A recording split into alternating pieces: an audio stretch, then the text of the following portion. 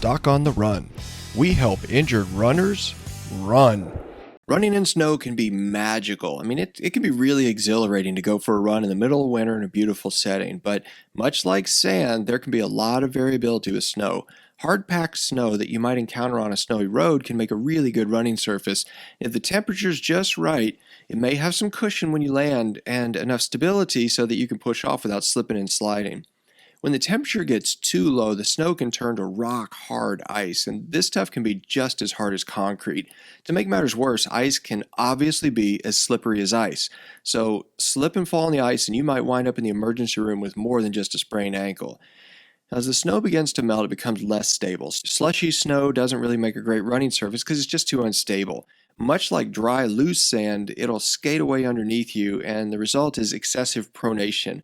All that extra pronation can add up to too much risk of an injury. If you're traveling and you decide to go for a run in the snow, it isn't something that you do regularly. You have to be careful when you take off on your first adventure. You want to try to confirm that the surface is soft enough to absorb the impact, but not so soft that you'll risk an injury when you push off while you're running.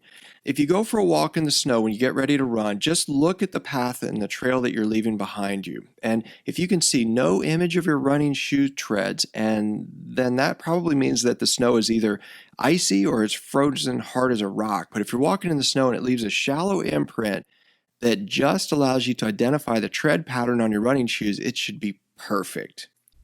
Doc on the Run. We help injured runners run.